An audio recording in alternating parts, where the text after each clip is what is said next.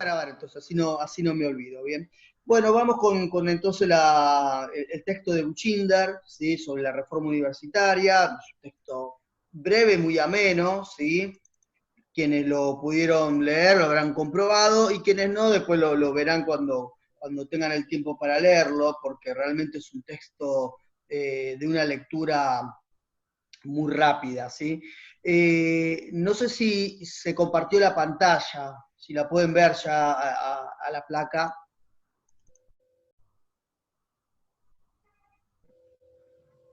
Dice que está empezando a compartir. Ahí, ahora sí, profe. Ahí se ve, perfecto, bárbaro, bien. Bueno, entonces vamos con lo que respecta a la reforma universitaria, ¿sí? Mismo contexto que habíamos visto en la clase anterior con esos intentos o esos proyectos de reforma educativa de Mañasco primero a fines del siglo XIX, y bueno, de 1916 el de Saavedra Lamas, ¿no? La reforma universitaria es de 1918, es el mismo contexto, simplemente la diferencia es que se apunta a otro nivel educativo, ¿no? Como es el nivel superior, pero que está teñido de ese contexto histórico y demás, ¿no? Y acá creo que lo que es también importante de notar, obviamente, es la participación de los estudiantes, claramente, ¿sí? Entonces, vamos a ir armando un poquitito esto. Bueno, ¿esto cómo comienza? Hacia fines ya de 1917, desde la Facultad de Medicina en Córdoba, los estudiantes elevan al Ministerio de Justicia y Instrucción Pública un memorial, ¿no? Un memorial estudiantil, que lo que tenía ese memorial eran objeciones de dos tipos, tanto objeciones científicas como objeciones políticas con respecto al sistema que se estaba viviendo en la Universidad de Córdoba. Entre esas objeciones aparecen, por un lado, cuestionaban la forma de gobierno. Cuando decimos la forma de gobierno, estamos hablando de la forma de gobierno universitaria, ¿sí? Dentro de la universidad, obviamente, hay un gobierno. Entonces, bueno, esa forma de gobierno, ¿sí? Esa dirigencia, era lo que cuestionaba, y el régimen de docente vigente en la facultad, ¿sí? Generalmente cómo llegaban a ocupar los cargos, como también la característica que hacen a la enseñanza, que ahora lo vamos a ver. Criticaban el manejo de los fondos, y había toda una discusión con respecto a que los fondos terminaban siendo destinados para mejorar los sueldos de los catedráticos y del personal administrativo, y se veía muy poca inversión o nada para mejorar la enseñanza. ¿Sí? Pensemos que estamos hablando de la Facultad de Medicina, que cuenta con laboratorios y demás, ¿no? Entonces se veía como el instrumental muchas veces no se renovaba.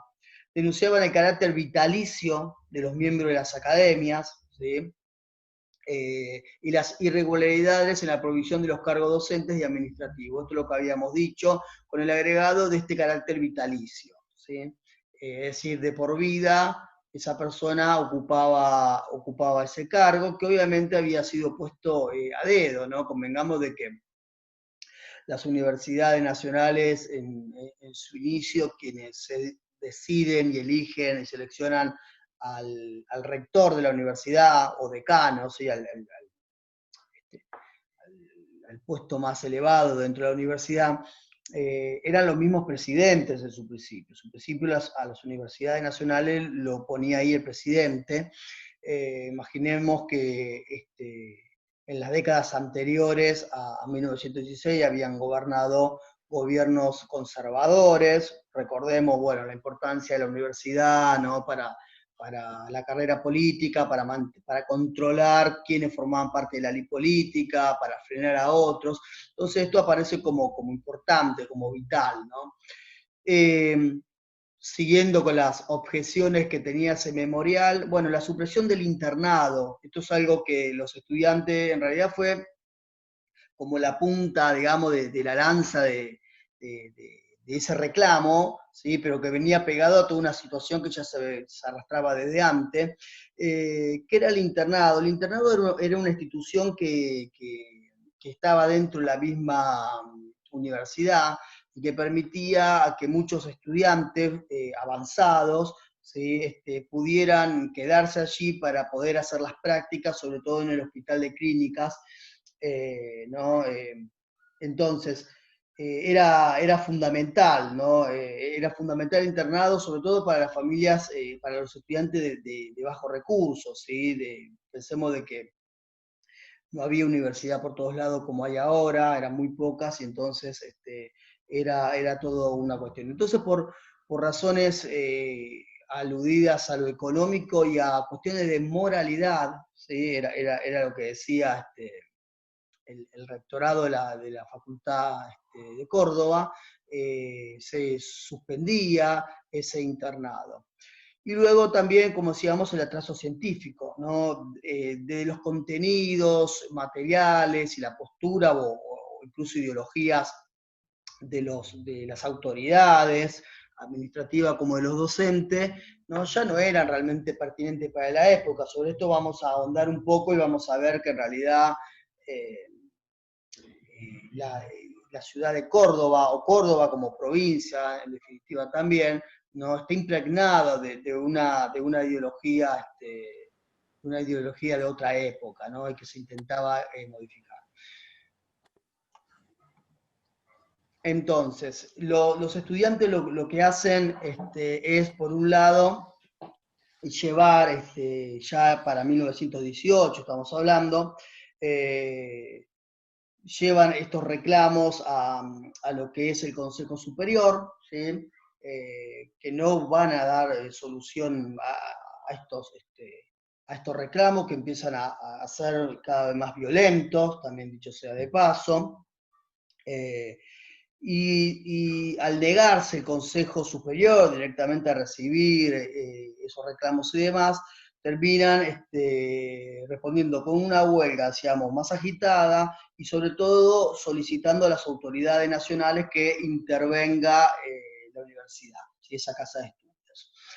Recordemos que acá está Irigoyen como presidente, ¿no? Y también un grueso importante, esos estudiantes que estaban pidiendo esa intervención pertenecían a la clase media. Si recordemos de que Irigoyen encarna lo que sería, ¿no? La figura política de las clases medias en Argentina en esos tiempos. Entonces directamente interviene las autoridades nacionales, ¿sí? Irigoyen accede a esa demanda y encarga la tarea a quien es el Procurador General de la Nación, que es José Matienzo, ¿sí? Matienzo va a quedar justamente como un interventor en la universidad.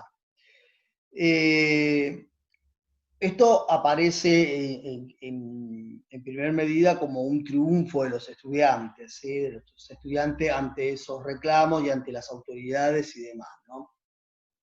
La primera medida que va a tomar ya Matienzo, luego que inmediatamente se levantara la huelga, ¿sí? Era dejar sin efecto la suspensión del internado. El internado continuó funcionando. También lo que propuso, acá tiene que decir propuso, una reforma de los estatutos, ¿sí? Una reforma de los estatutos universitarios, sobre todo con lo que respecta al gobierno, ¿sí? Al gobierno universitario, cómo se accedía al gobierno. Profe, Sí, ¿puedo hacer una consulta? sí, Usted Viviana. dijo que era presidencia de Irigoyen. ¿Matienzo qué era? ¿Qué cargo tenía? Era procurador general, ¿sí? Era procurador Pero, general. ¿y eso qué es? Son cargos a ver, como los cargos de ministro, como nosotros conocemos ahora, ¿sí? Que un presidente es el que elige los ministros hoy en día, si en estos tiempos no estaban estos cargos de ministro, o eran muy pocos en realidad los que eran ministros, ¿sí? Entonces, el Procurador General tiene que ver con un cargo que lo selecciona el mismo presidente, es el mismo presidente que lo selecciona y cumple las funciones junto con el Ejecutivo, ¿sí? Tiene que ver con esa figura. Justamente es general, ¿no? Es un procurador general, justamente, no tiene un rol específico, ¿sí? Como puede ser, por ejemplo, el de ministro de Instrucción Pública, por ejemplo, que era muy similar a lo que nosotros conocemos como ministro de Educación, por ejemplo. ¿Sí? La idea era justamente, bueno, por un lado, retomar ese internado y por el otro lado, tratar de modificar esas reformas, ¿no? Y en este caso, particularmente, el gobierno va a quedar, digamos, en manos del conjunto de los profesores, y ese va a ser la reforma que va a intentar implementar, ¿sí?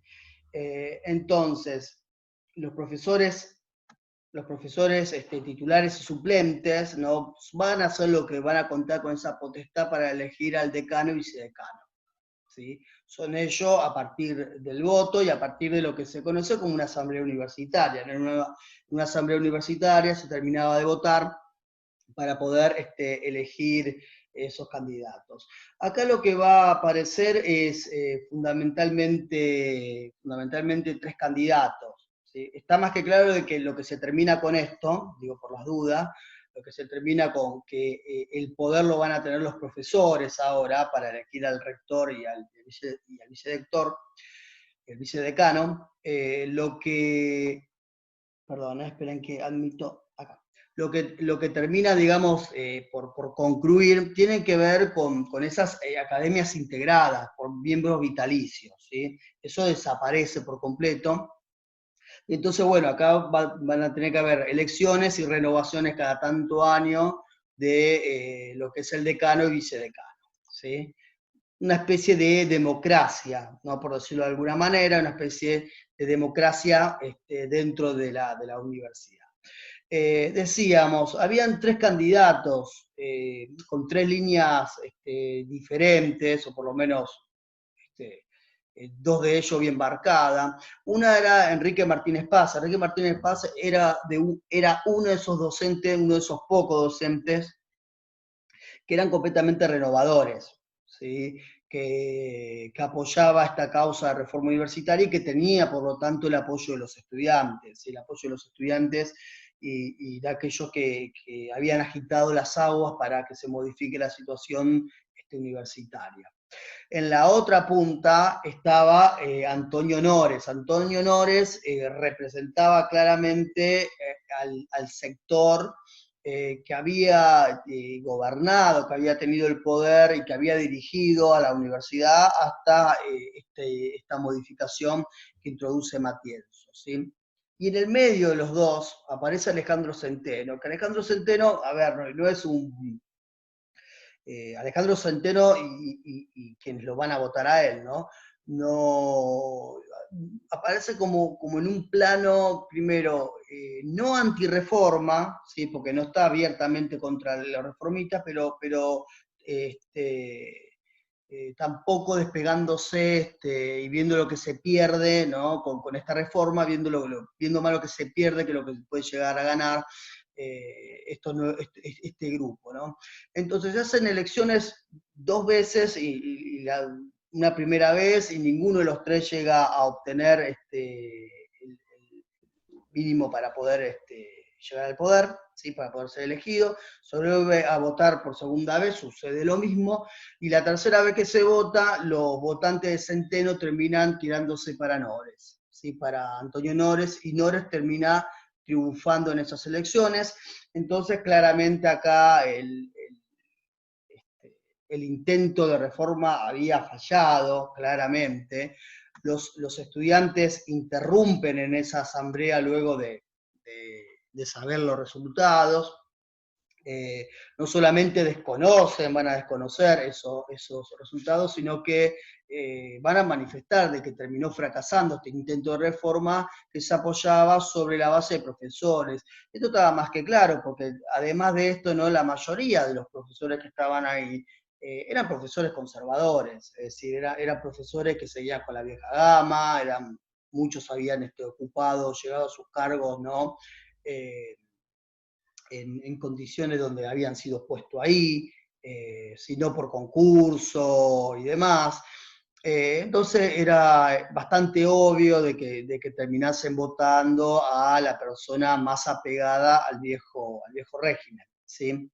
Entonces, acá va a haber toda una movilización nuevamente, huelgas y demás, ¿no? Y lo que se va a plantear por primera vez, algo muy novedoso en el mundo, es la idea de un gobierno tripartito, ¿sí? De un gobierno universitario tripartito, compuesto por profesores, diplomados y estudiantes, ¿no?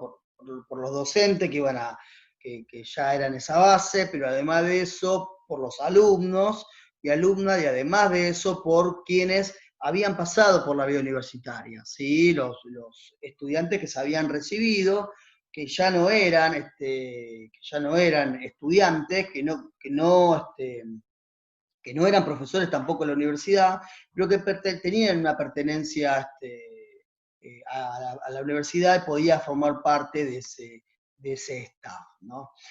Entonces, se va a pedir una segunda intervención, claramente, ¿sí? Porque no había dado resultado lo primero, una intervención nacional, ¿sí? Una intervención por parte de una decisión tomada por Irigoyen, y aquí a quien va a enviar sí es al ministro de Instrucción Pública, sí más vinculado con la educación, que es José Salinas, ¿sí? José Salinas va a intervenir.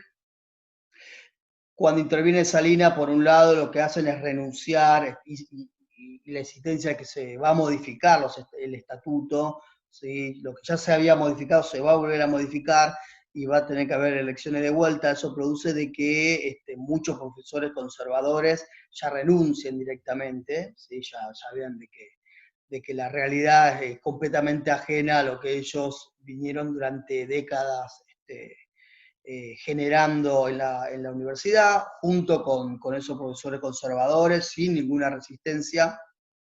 Antonio Nores, ¿sí? Que había sido elegido, va a terminar renunciando también, ¿no? Y van a haber nuevos estatutos, entre ellos ese gobierno compartido, ese gobierno tripartito, ¿no?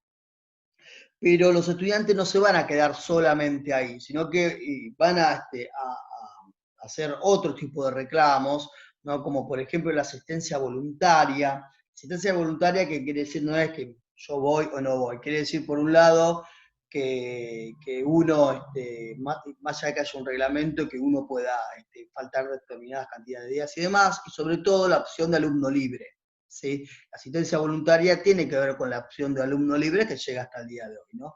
Y también otro de los reclamos, que esto también para que se vea que el reclamo estudiantil no tenía que ver solamente con un reclamo de derechos propios y nada más, sino que además era realmente reclamos que insistían en una modificación del sistema educativo en nivel superior, ¿no? Como la docencia libre, ¿sí? Que los docentes tengan la libertad para trabajar con los autores que consideren, ¿sí? Y demás, ese tipo de libertad de cátedra que uno se tiene que encuadrar a los programas, o a los contenidos, o lo que fuese que envía el Ministerio de Educación, pero que uno arma su programa, ¿sí? Uno va armando y tiene esa libertad de cátedra.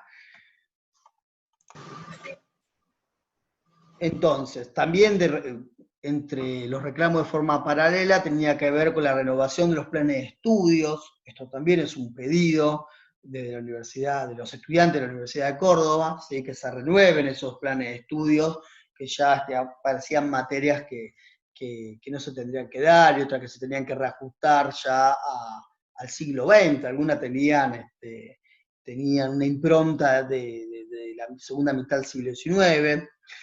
Bueno, claramente, como vamos a ver también un ratito, van a continuar las acusaciones de arcaica y de elitista a la universidad, ¿sí? Arcaica en este sentido de la falta de renovación y el atraso científico, y elitista obviamente porque estaba concentrada, ¿no? El poder político tenía el dominio de la universidad.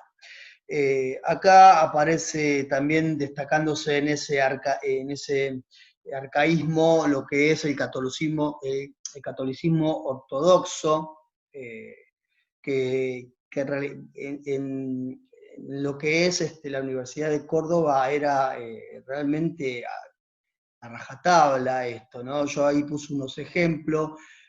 Por ejemplo, se enseñaba el principio de prelación de importancia del matrimonio religioso sobre el civil, por ejemplo, se seguía insistiendo en eso. Seguían insistiendo de que la función religiosa era esencial en la educación primaria, ¿sí? Eso mismo se seguía sosteniendo dentro de la universidad, tanto de la gran mayoría de los profesores como y sobre todo de las autoridades, ¿no? Y hasta incluso ese arcaísmo llegaba en el material, en los recursos y en los materiales que se tenía, por ejemplo, desde los laboratorios que tenían instrumentos que eran desde mediados del siglo XIX, hasta inclusive en la biblioteca, ¿no? Donde no había ni siquiera libros o catálogos de Darwin o Morgan o otros intelectuales de la época que, bueno, como sabemos, no cuestionaban, porque en realidad, y sobre todo Darwin no cuestiona la presencia de Dios ni nada, pero tiene una teoría con respecto al origen de la vida que no es la que se pronuncia del catolicismo, ¿no? Y de la religión cristiana en general. Obviamente que, y esto sumado como fuerza a presión, ¿no? La Universidad de Buenos Aires se va a sumar a las críticas sobre todo de estas concepciones que ya habían pasado bastante tiempo, ¿sí? De un avance, de una modernización, de una laicización de la sociedad y de la educación. Y esto tiene que ver justamente porque la sociedad cordobesa se caracteriza, la universidad era como un reflejo de la sociedad cordobesa, ¿no? Saliendo de la universidad uno puede ver que la misma sociedad cordobesa se divide, ¿no? De una manera muy notoria. Esto sucede en todas las provincias argentinas, pero en el caso de Córdoba era muy marcado, ¿no? En dos sectores, uno liberal, laico y anticlerical, estamos hablando de la sociedad, y otro conservador y ultracatólico, ¿no? Sin embargo, lo que lo diferencia de manera muy notoria, ¿sí? A Córdoba con el resto de las provincias, tiene que ver justamente con que el catolicismo seguía teniendo un peso en la cultura muy importante, ¿sí? Quizás una de las provincias para compararlo sería Salta, que lo sigue teniendo hasta el día de hoy, ¿sí? Pero Córdoba aparece ya con una sociedad muy marcada de esta manera, ¿no? Y culturalmente con una influencia que continuaba muy sólida del catolicismo, y que se reflejaba en parte en la universidad. Y obviamente tiene que ver también todos estos agites y reclamos dentro de la universidad, tiene que ver con ese contexto histórico que decíamos, ¿no? Por un lado, la renovación política, esto lo hemos visto ya en la clase pasada, en distintos ámbitos, tanto del gobierno como de la cultura, ¿no? Como para agregar ahí o poner a la institución escolar dentro de la cultura, se verifica la presencia de nuevos actores sociales, los sectores medios. En la universidad también estaba sucediendo eso, no solamente pensando en los estudiantes que comenzaban un grueso de ellos a provenir de los sectores medios, sino que aparte de algunos profesores ya, ¿no? Que tenían, que quizás no provenían de sectores medios, pero que ya en sus ideas, en el plano de las ideas, ya tenían cierta inclinación con esta nueva sociedad que se estaba forjando en la Argentina. Bueno, la ley Sáenz-Peña y el ascenso del radicalismo también forma parte de ese entramado institucional, eso sin ninguna duda, si no, la universidad no hubiese sido intervenida, si no había justamente la presencia de un gobierno radical y sobre todo como Irigoyen. Y bueno, los orígenes de la reforma encuentran su explicación vigencia en esas estructuras arcaicas. Entonces la Universidad de Córdoba, ¿no?, ya aparecía ante todos estos cambios que estaba viviendo el país, completamente arcaico, ¿no?, fuera de época, de sintonía, ¿no?, casi de una manera diacrónica, uno podría decir. Ahora, es muy interesante lo que plantea el autor, Bushinder, con respecto a la universidad y el problema real de la universidad, ¿no? Bushinder dice, además del catolicismo y de ese conservadurismo que tenía la universidad, dice, el problema real se radicaba en el carácter familiar y cerrado de los círculos que lo gobernaban. Es decir, no solamente estaría la clase media aquí luchando y demás, sino que varios sectores también de la clase alta, porque particularmente la Universidad de Córdoba es un grupo muy reducido de personas y de carácter familiar, como dice ahí, ¿no? La mayoría parientes, ¿no?, que tenían y que controlaban la universidad.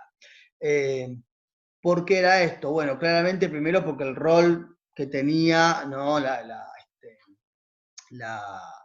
universidad en la promoción y el control de la élite era central, y por lo tanto este grupo, que era de la élite política y económica, obviamente, de Córdoba, lo era al mismo tiempo, ¿no?, de la universidad.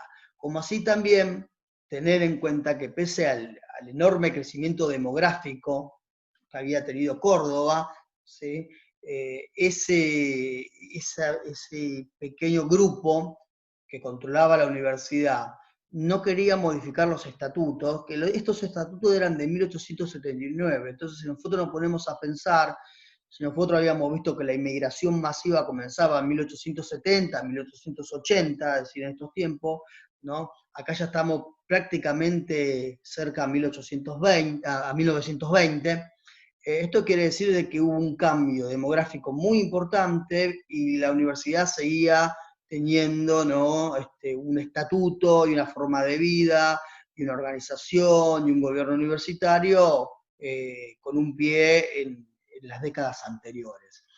Y lo que logra observar el autor, muy interesante con respecto a esto, de que ese carácter familiar y cerrado, ese círculo cerrado, en realidad pertenecían todos a una agrupación conocida como Corda Fratres, ¿sí?, que era una agrupación de élite, claramente en Córdoba, que eran los que controlaban esa universidad. Entonces, en realidad se iba en contra de esa agrupación, de ese grupo, de salir, ¿sí?, esas reformas. Bien. Los principios de los nuevos estatutos de Córdoba se reprodujeron gradualmente, ¿no?, en las otras universidades, ¿no? Claramente tuvo un efecto, como decíamos, los efectos que va a tomar la Universidad de Córdoba, ya como gobierno tripartito y con toda una serie de innovaciones, va a tener el efecto en las otras universidades claramente.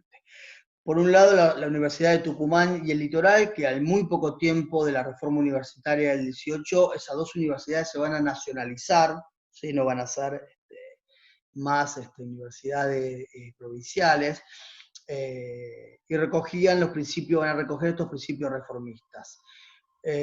Buenos Aires también, aunque Buenos Aires ya había tenido una serie de cambios, ¿sí?, una serie de reformas, no tan drásticas como había sido en Córdoba, pero sí se venía produciendo desde 1906, y de hecho había apoyado a los estudiantes, tanto los docentes como los estudiantes de la UBA habían apoyado a los estudiantes cordobeses, ¿sí?, en estos reclamos, y a los profesores cordobeses que querían reclamar, que querían modificar la situación de la universidad.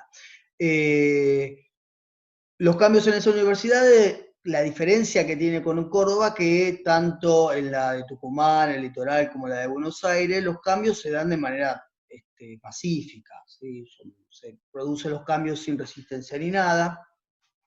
La única que sí va a tener un párrafo aparte con respecto a esto es la Universidad de La Plata. ¿Sí? La Universidad de La Plata, que de las tres universidades, las tres grandes universidades, quiero decir, ¿no? Córdoba, Buenos Aires y la Universidad de La Plata, era claramente la más moderna, ¿sí? Era claramente la más moderna. Acá sí va a haber una férrea oposición del rector, fundamentalmente, el rector Rodolfo Rivarola, quien se va a oponer rotundamente a que la Universidad de La Plata se llegue a modificar los estatutos como había sucedido en Córdoba y como estaba sucediendo en las diferentes universidades nacionales. Entonces, se opuso a incorporar esos cambios. Esto fundamentalmente porque primero había una concepción jerárquica del gobierno muy presente en la Universidad de La Plata, al punto de que tenía como una idea natural la superioridad de los docentes, ¿no? Esta idea de que el estudiante es inferior a los profesionales, a los docentes, y que por lo tanto no debería formar parte de ese gobierno universitario, ¿no? Donde claramente hay una visión y una noción paternalista del gobierno, ¿sí? Que toma las decisiones, ¿no? Entonces, se mostró contrario a la participación estudiantil en el gobierno universitario, el gobierno estaba en manos, esto también, ¿no? Muy parecido a Córdoba, muy parecido, si bien no hay una agrupación detrás, ¿no? Pero muy parecido, el gobierno estaba en manos de un grupo cerrado. Por ejemplo, había cuatro profesores que eran Rivarola, por ejemplo, ¿no? Estaba él, por ejemplo, dos hijos y un hermano de él, que formaban parte, no solamente como profesores, sino que formaban parte del gobierno universitario. Entonces acá comienzan a surgir levantamientos, decíamos que se había utilizado también la violencia, en el caso de la Universidad de La Plata, para reformarse, y acá surgen toda una serie de levantamientos muy importantes y con un grado de violencia realmente notorio, ¿no? Por un lado, la violencia al mobiliario, ¿no? y a los bienes de la universidad y demás, pero por el otro y sobre todo con la muerte de un alumno, que da cuenta también de la represión, ¿no? que se vivía. Fíjense que es en 1919 sucede, ese mismo año, sucede lo mismo en la llamada Semana Trágica, donde un grupo de trabajadores metalúrgicos reclamaban por reducción de hora de trabajo, por aumento, por la incorporación de compañeros despedidos de la fábrica de Bacena.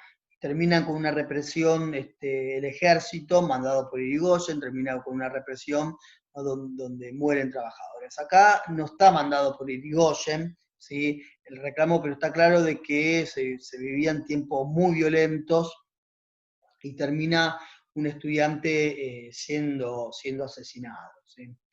Bien, y ya terminando esto, queda, bueno, esperen porque esto lo vemos después, dejo de compartir porque se va a cortar, así que así volvemos a ingresar, ¿sí? Volvemos a ingresar y terminamos eso. No sé si alguien quiere hacer alguna pregunta o quiere agregar algo.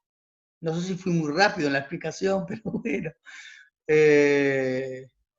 Nada, esperamos entonces, así puedo explicar más tranquilo esa última placa que tiene que ver con las consecuencias de la reforma, ¿sí? En América Latina, y nada, y ver preguntas o lo que tengan. ¿Qué sé yo? Vamos a...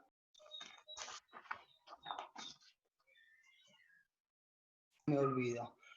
Bueno, habíamos quedado entonces en cómo se terminó de expandir no solamente las ideas, sino, ¿no?, cómo se llevaron a la práctica la reforma que había tenido su epicentro en Córdoba, ¿no?, en el 18, como todas las universidades del país terminan incorporando esos nuevos estatutos, esa idea de gobierno tripartito, esa idea de una innovación con respecto a los planes de estudio, de Ahí la puede entrar de vuelta, planificación de cátedra, por ejemplo, ¿no? Bueno, de lo que tiene que ver con los estudiantes y poder cursar libre algunas materias, ¿no? Todo ese, menos en La Plata, ¿no? En La Plata tuvo esa resistencia que finalmente terminó de decaer. A ver, ahí estoy compartiendo. Terminó de decaer con el intento de Rivarola, ¿no? De continuar con las formas en la Universidad de La Plata. Bien, y estábamos